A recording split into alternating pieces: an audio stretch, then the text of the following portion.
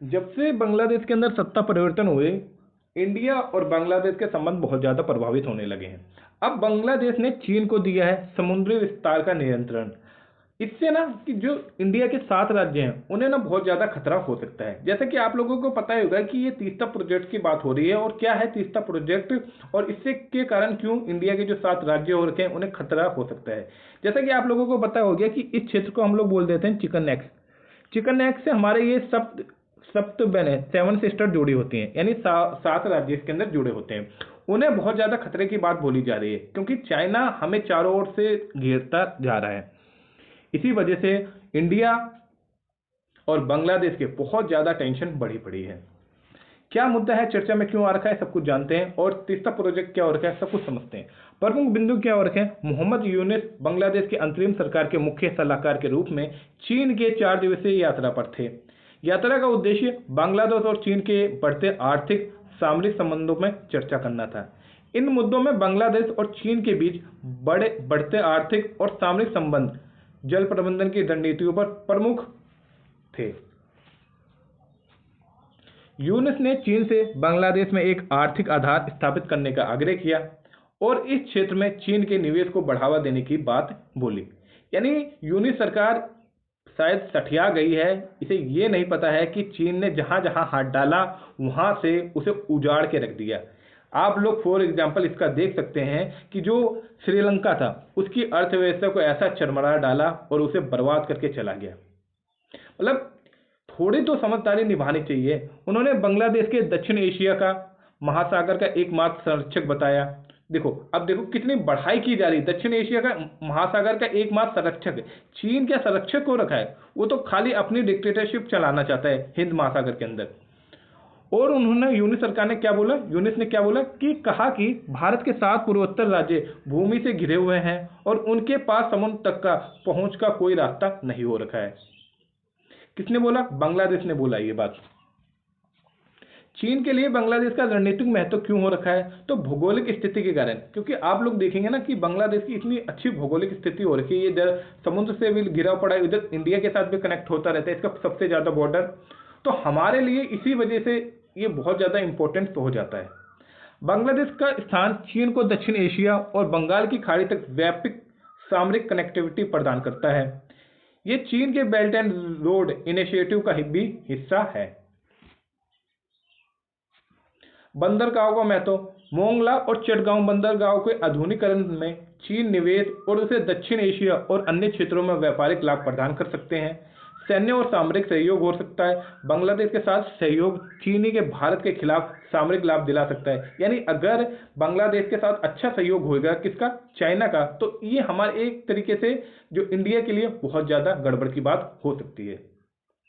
क्षेत्रीय राजनीतिक प्रभाव। बांग्लादेश और चीन के साथ बढ़ता सहयोग भारत और पाकिस्तान के साथ चीन के संबंधों को प्रभावित कर सकता है, जिससे क्षेत्रीय संतुलन और ज्यादा बिगड़ सकता है।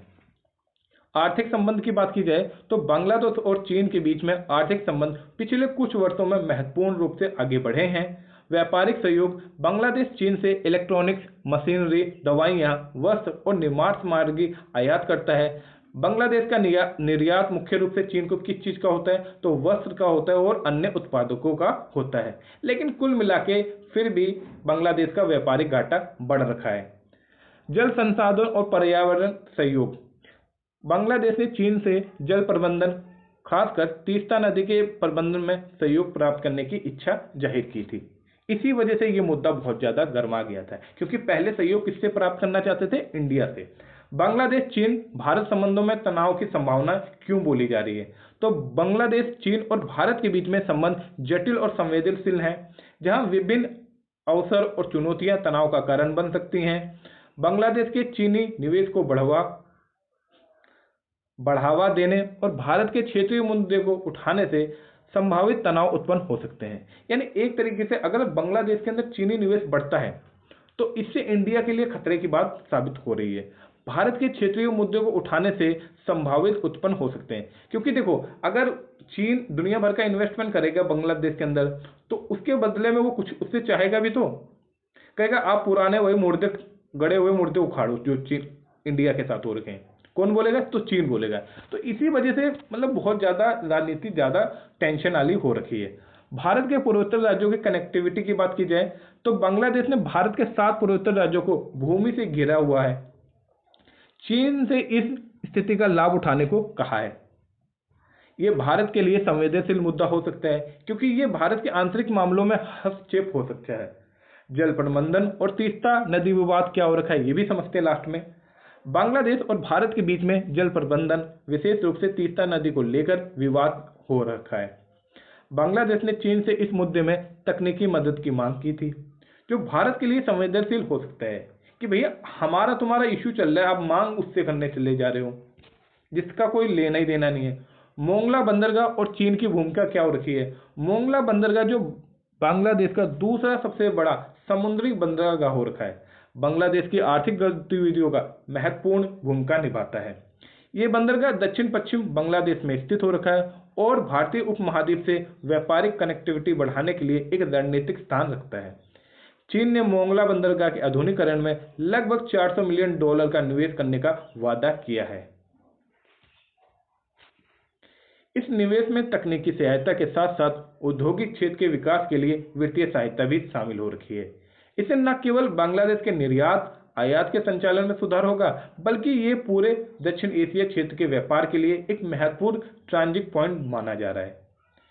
इससे चीन को बांग्लादेश के माध्यम से बांग्लादेश की खाड़ी में अपने व्यापारिक मार्गों को और मजबूत करने का अवसर मिलेगा। यानी जो इंडिया अपनी साउथ एशिया के अंदर अपनी स्थिति को मजबूत करने में लगा है, तो उससे ये काउंटर बैलेंस की ओर निकल सकते हैं। कलादान परियोजना थोड़ा समझते हैं। Kaladan multi modal transit transport project क्या हो रखा है, जिसे कलादान परियोजना के नाम से आमतौर पर जानते हैं हम लोग। भारत की उत्तर पूर्वी राज्यों के लेकर एक महत्वपूर्ण और असंरचनात्मक परियोजना हो रखी है। इसका उद्देश्य जो हो रखा है, भारत के उत्तर पूर्वी राज्यों को समुद्र तक आसानी और प्रभावी पहुंच प्रदान करना है। यानी जो हमारे जो चिकन नेक्स वाले जो राज्य हो रखे हैं ना, 7 सिस्टर हो रखे हैं, आप लोगों को देखेंगे तो वो बांग्लादेश से सटी हो रखी हैं।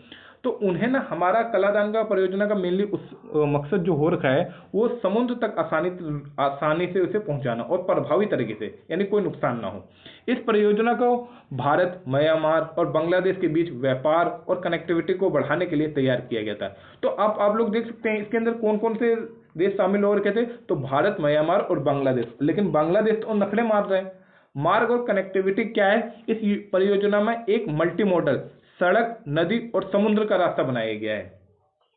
परिवहन प्रणाली विकसित की जा रही थी। इसमें म्यांमार के सिटवे पोर्ट से सड़क मार्ग और नदी मार्ग के माध्यम से माल वाहन किया जाएगा। इस मार्ग से माल को म्यांमार के सिटवे बंदरगाह से भारतीय उत्तर पूर्व राज्यों के प्रमुख शहरों मिजोरम, मणिपुर और त्रिपुरा, नागालैंड तक पहुंचाया जाएगा। तो ये था टोटल मुद्दा, इसी वजह से इन्हें खतरे की संभावनाएं लग रही है। उम्मीद करता हूँ लेक्चर आप लोगों को पसंद आया होगा। अगर पसंद आया हो तो प्लीज आर्टिस्ट टाइप को सब्सक्राइब करना ना भूलें। जय हिंद, जय भारत।